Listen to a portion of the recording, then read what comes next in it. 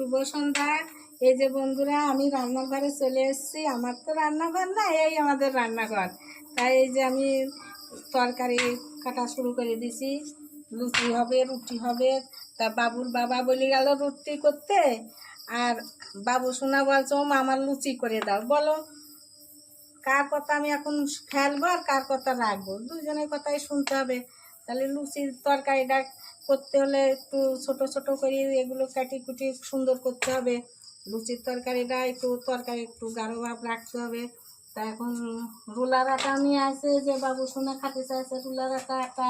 এগুলো সব সকালকার বাজারে। রুটি অল্প কাটা রুটি করবো আর লুচি বেশি করবো। আমিও লুচি খেতে খুব ভালোবাসি, সত্যি কথা বলতে গেলে লুচিটা আমার প্রিয়, প্রতিদিন হলেও খেতে পারি। তাই যে মিষ্টি কুমড়ো একটু কমই হয়ে যায়, তার সমস্যা নাই। মিষ্টি কুমড়ো একটু বেশি হলেও চলে, না হলেও চলে। তাই আমি সুন্দর করে তরকারিটা কাটি কুটি নিয়ে তারপরে দেখি আটা মাটা মাখাবো। রাতে গরমের ভিতর পারি উঠিনি, সারাদিন এ কাজ সে কাজ করেই যেতে হয়। ছেলে মানুষ তো বোঝে না, সন্ধ্যাবেলায় কত কাজ থাকে মেয়েদের। কাপড় চোপড় গুছানো, তুলা, সন্ধ্যাবাতি দেওয়া, এগুলো করতে অনেক দেরি হয়। তাই এই যে আসতে দেরি হয়ে গেল। রুটিটা ভাজে তারপরে হচ্ছে আমি লুচি ভাজা করবো। তারা দেখি তরকারিটা এই যে হয়ে গেল, 2 উনুনে দিচ্ছি, রাত হয়ে গেছে তো তাই 2 উনুনে চাপাইছি। তরকারি উনুনটা নিভিয়ে দেবো। তরকারি হয়ে গেছে, লুচি খাওয়ার তরকারি। আর এই যে তেলের বাটি বানানিছি আটা দিয়ে, কড়াই চাইতে গেছে, তেল দিয়ে নি লুচি ভাজবো। একবারে 2টো উনুন ধরানো তো, মানে কোনোটাই তাল হয় না। এবার আমার কড়াই তেতে গেছে,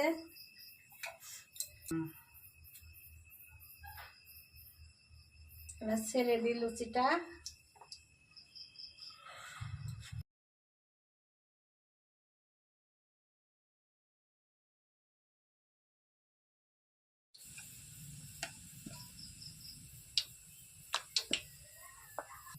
একদম ফুলকো লুচি হয়ে গেছে। এই যে বন্ধু, এটা হয়ে গেছে। এই দেখো লুচিগুলো কত সুন্দর ফুলেছে। ডুলারাটার লুচি তো, ডুলারাটার লুচি খেতে স্বাদও লাগে, একটু চিংড়ি চিংড়ি ভাব হবে, সুন্দর লাগে খেতে। এই যে বন্ধুরা, আমার লুচির তরকারি, লুচি ভাজা হয়ে গেছে। দেখো রুটিও সব করা হয়ে গেছে। রুটি বেশি করি নাই, অল্প কাটা রুটি করেছি। তা এখন হচ্ছে গিয়ে আমরা খেতে বসবো।